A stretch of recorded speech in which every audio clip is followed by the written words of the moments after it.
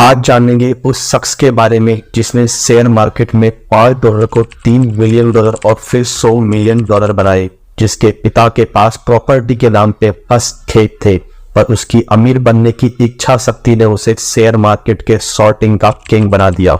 जिसकी कहानी से आपको सीखने को मिलेगा कैसे एक गरीब आदमी भी अमीर बन सकता है और शेयर मार्केट में काम करते वक्त आपको क्या रूल फॉलो करने चाहिए और कौन सी गलतियां नहीं करनी चाहिए। तो आओ शुरू करते हैं। उनका जन्म 1877 अमेरिका के मैसाचुसेट्स में हुआ। वो किसी रिच फैमिली से बिलोंग नहीं करते थे। उनके फादर एक किसान थे। इनकी एक खास बात थी कि ये मैथ में काफी अच्छे थे। वो आगे पढ़ना चाहते थे, बट उनके घर की हालत ऐसी नहीं थी, इसलिए 14 साल की एज में ही उनके फादर चाहते थे वो अभी से उनका काम में हाथ बटाए, खेत में काम करें, पर वो खेत में काम करना नहीं चाहते थे। इसलिए वो अपनी माँ से $5 लेके बॉस्टन सिटी में आ गए। बॉस्टन में वो किसी को नहीं जानते थे। खेत में काम ना करना पड़े, इसलिए 14 साल की उम्र में ही उन्होंने बॉस्टन में पेन एंड वेबर नाम की ब्रोकरेज फर्म में चॉक बॉय का काम ढूंढ लिया। उस वक्त ऑनलाइन ट्रेडिंग नहीं होती थी। इनका काम था जो स्टॉक का प्राइस चल रहा है, जो ब्रोकर आवाज मार के सबको बता रहे हैं, उसको बोर्ड पे लिखना। उस वक्त ब्रोकर स्टॉक का प्राइस आवाज मार के बताते थे। मैथ में पहले से अच्छे थे तो स्टॉक के प्राइस लिख कर ये भी सीखते जा रहे थे कि स्टॉक कैसे कब किस प्राइस पर नीचे ऊपर जा रही है। काम को बार बार करने से ये स्टॉक मार्केट को थोड़ा समझ भी गए थे और इनका इंटरेस्ट भी इसमें जाग गया था। फिर ये भी अपनी सैलरी के $4 से $5 शेयर मार्केट में लगाने लग गए। जब इन्हें इसमें प्रॉफिट हुआ तो इन्होंने डब्बा ट्रेडिंग शुरू कर दी। डब्बा ट्रेडिंग वो होती है जिसमें एक्सचेंज का कोई काम नहीं होता। डब्बा वाला लोगों के बाय और सेल को कॉपी में लिख लेता है और दिन के एंड में शेयर बाय वैल्यू से कम है तो उससे रुपए ले लेते हैं जिसने करा है, और बाय वैल्यू से ज्यादा है तो उसको रुपए दे देते हैं। तब तक इन्होंने जॉब नहीं छोड़ी थी। जॉब के साथ साथ ही ये डब्बा ट्रेडिंग भी कर रहे थे। लेकिन एक वक्त में जब इन्हें डब्बा ट्रेडिंग से अच्छे रुपए $1000 मिले तो इन्होंने जॉब छोड़ दी, क्योंकि ये इनकी सैलरी से कहीं ज्यादा थे।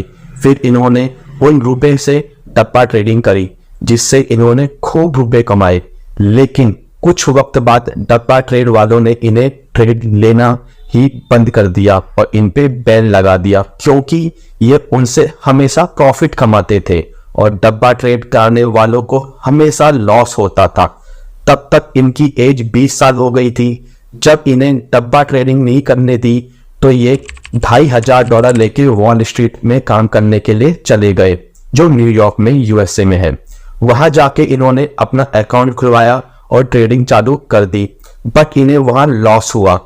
आगे ट्रेडिंग करने के लिए रुपए भी नहीं बचे थे, तो ये वापस बॉस्टन जाके छुपके से छोटी मोटी डब्बा ट्रेडिंग करने लगे। छुपके से इसलिए क्योंकि इन्हें डब्बा ट्रेडिंग वालों ने बैन कर रखा था। वहां से पैसे जोड़ के $2800 लेके दोबारा ट्रेडिंग के लिए वॉल स्ट्रीट US से आ जाते हैं। यहाँ आके दोबारा पैसा लगाते हैं। कुछ ट्रेड में प्रॉफिट होता है, बट ज्यादातर इन्हें लॉस ही होता है, जिसका वो एनालाइज करते हैं कि जब मैं डब्बा ट्रेडिंग करता हूं तो मुझे प्रॉफिट होता है और यहाँ मुझे लॉस होता है। अपने लॉस नाकामी से वो क्या सीखते हैं, वीडियो के एंड में आपको पॉइंट वाइज सब बताऊंगा।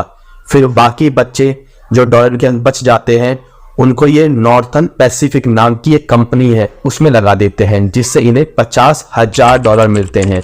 आपको लगेगा अब तो सब ठीक हो गया, पर ट्रेडिंग में इतनी जल्दी सब ठीक नहीं होता। अपने $50,000 को ये सिर्फ 2 शॉट में ही गवा देते हैं। शॉर्ट्स वो होता है जब शेयर को पहले ही सेल कर देते हैं, पर अपने हर लॉस से ये कुछ ना कुछ सीख रहे थे। ऐसे ही बहुत कुछ सीख कर इन्होंने अपनी बहुत सारी स्ट्रेटेजी बना ली कि किस वक्त किस स्ट्रेटेजी से मुझे काम करना है। जिस शॉर्ट से इन्होंने एक वक्त में अपने $50,000 गवाए थे, उसी शॉर्ट स्ट्रेटेजी को सीख कर इन्होंने जब मार्केट 24 अक्टूबर 1907 में गिरा तब $1 मिलियन कमाए थे। अगर मार्केट में लोग पैसा गवाते हैं तो कुछ लोग पैसा कमाते भी हैं। ये डिपेंड करता है हम किस तरीके से शेयर मार्केट में काम कर रहे हैं। मैं आपको सारी स्ट्रेटेजी सिखाऊंगा। आने वाली वीडियो में, इसलिए आप चैनल को लाइक और सब्सक्राइब जरूर कर लेना ताकि वीडियो आपको मिल जाए। उस वक्त के $1 मिलियन आज के वक्त के $50 मिलियन के बराबर होंगे। जब ये उस वक्त शॉर्ट सेलिंग करके प्रॉफिट बनाते जा रहे थे, तब इनको रोकने के लिए उस वक्त के जो मार्केट के किंग माने जाते थे JP मॉर्गन, वो खुद जेसी लिवरमोर को रोकने के लिए पर्सनल मैसेज भेजते हैं, please stop further short selling. अगर आप भी JP मॉर्गन जी के बारे में जानना चाहते हो तो कमेंट में JP मॉर्गन लिख देना, मैं आपके लिए वीडियो बना दूंगा। जेसी लिवरमोर को इतना अच्छा लगा कि जिन्हें वो अपना गुरु मानते हैं वो खुद उन्हें पर्सनल मैसेज भेज रहे हैं। तब तक ये उस मार्केट क्रैश की शॉर्ट सेलिंग्स में $3 मिलियन बना चुके थे। इन्होंने तब शॉर्ट सेलिंग रोकी, फिर इन्होंने खुद शेयर खरीदे। इन्हें देखकर लोगों ने भी शेयर खरीदे, तब मार्केट थोड़ा संभला। ये चाहते थे तो भी उस टाइम रिटायर्ड ले सकते थे, पर इन्होंने रिटायरमेंट नहीं लिया। उन पैसों से आराम से पूरी जिंदगी जी सकते थे, क्योंकि तब के $3 मिलियन बहुत होते हैं। कहते हैं ना, जब हम कोई काम अच्छे से करते हैं तो कॉन्फिडेंस के साथ घमंड भी आता है। वही घमंड इन्हें भी आ गया था। इन्हें एक आदमी मिलता है जो इन्हें कॉटन में पैसा लगाने को बोलता है कि कॉटन का भाव अभी नीचे है, जल्दी ही कॉटन का भाव ऊपर जाएगा। ये उस पर ट्रस्ट करके कॉटन में पैसा लगाते हैं, क्योंकि वो व्यक्ति 20 सालों से कॉटन ट्रेडिंग से अच्छा पैसा कमा रहा था। ये कॉटन खरीदते गए, पर कॉटन और नीचे आ जाता। ये हर डीप पे और कॉटन खरीद लेते। एक वक्त के कॉटन का भाव ऐसा गिरा कि इन्होंने जो मार्केट से $3 मिलियन कमाए थे वो सब डूब गए।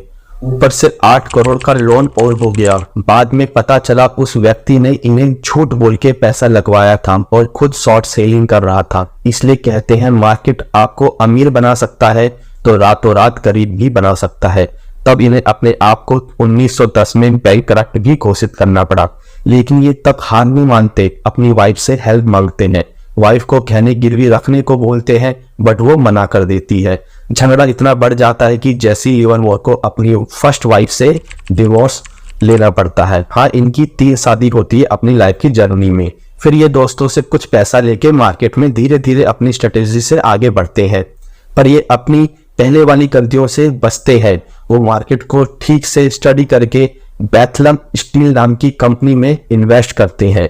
जब उस कंपनी के शेयर वैल्यू बढ़ती है तो उससे इन्होंने $50,000 कमाए, जिससे इन्हें कॉन्फिडेंस आया।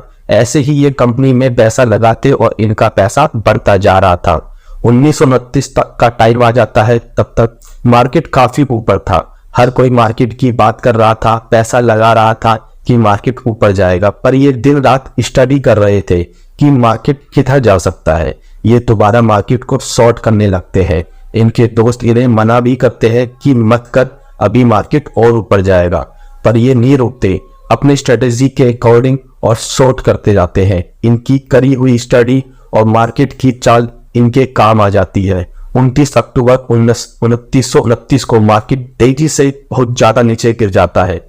जहां लोग उस मार्केट क्रैश के कारण सुसाइड कर रहे थे, ये घर जाते हैं। इनकी माँ और सेकंड वाइफ जो घर पे रो रही थी, क्योंकि उन्हें पता था हमारा घर भी मार्केट इनकम से ही चलता है। इनकी माँ और वाइफ को लगा जेसी लिवरमोर दोबारा बैंकरप्ट हो गए। जेसी हंसते हुए घर आते हैं और बताते हैं इस मार्केट क्रैश में मैंने $100 मिलियन कमाए। उस वक्त के $100 मिलियन का मतलब है आज के वक्त के $2 बिलियन मार्केट क्रैश में जेसी लिवरमोर ने कमा लिए थे। अब आपको लगेगा वाह क्या लाइफ है, क्या जिंदगी है, लेकिन जब पैसा आता है तो अकेला नहीं आता, बहुत कुछ साथ लेके आता है। ज्यादा पैसे आते ही अपनी लाइफ में काफी अय्यास लाइफ स्टाइल जीने लगते हैं। सेकंड वाइफ से इनकी बनती नहीं थी, लड़ाई होती रहती थी, बच्चे इनकी इज्जत नहीं करते थे। इन्होंने सेकंड वाइफ से डिवोर्स लेकर थर्ड शादी कर ली थी, पर वो भी अच्छी नहीं चली। इनका फैमिली और बिजनेस सब मिक्स होता जा रहा था। धीरे धीरे इन्हें मार्केट में लॉस होने लगा और लॉस इतना बड़ा होता गया कि अपने $100 मिलियन हार के दोबारा बैंकरप्ट हो गए। इन्होंने कुछ बुक खुद लिखी और दूसरों से भी लिखवाई, पर वो चली नहीं। धीरे धीरे ये अपनी लाइफ से काफी फ्रस्ट्रेट हो गए और डिप्रेशन में आ गए और एक दिन होटल में इन्होंने खुद को गोली मार ली। इनकी लाइफ में काफी उतार चढ़ाव आया, गरीब से अमीर बने, अमीर से गरीब बने। पर हमें इनकी लाइफ से और शेयर मार्केट में काम करने के तरीकों से बहुत कुछ सीखने को मिलता है। हमें बस वो सीखना है। आओ वो सीखते हैं। लेसन नंबर 1, जब वो टप्पा ट्रेडिंग में अच्छे थे बट इक्विटी में लॉस ले रहे थे तो इन्होंने सीखा कि अगर मैं एक जगह अच्छा हूं तो इसका ये मतलब नहीं कि मैं हर जगह अच्छा हूं। इन्होंने पहले इक्विटी मार्केट को समझा, सीखा, इसलिए हमेशा लर्निंग पे फोकस करना चाहिए। ठीक है। लेसन नंबर 2, जब इन्हें कॉटन में लॉस हुआ तो इन्होंने सीखा किसी पे भरोसा करके पैसा नहीं लगाना चाहिए, हमेशा खुद की स्टडी बेस पे ही इन्वेस्टमेंट करनी चाहिए। लेसन नंबर 3, कभी भी ट्रेडिंग ओवर कॉन्फिडेंस में नहीं करनी चाहिए। जब सब लोग पैसा लगा रहे हो तो ये मतलब नहीं कि वो सब सही है, हमेशा खुद के स्ट्रेटेजी, प्लान और रूल फॉलो करने चाहिए। मैं ऐसे ही अच्छी वीडियो आपके लिए लाता रहूंगा। आप भी जानना चाहते हो और सीखना चाहते हो तो वीडियो को लाइक और चैनल को सब्सक्राइब जरूर कर लेना ताकि हम मिलते रहें और वीडियो आपको मिल जाए। धन्यवाद।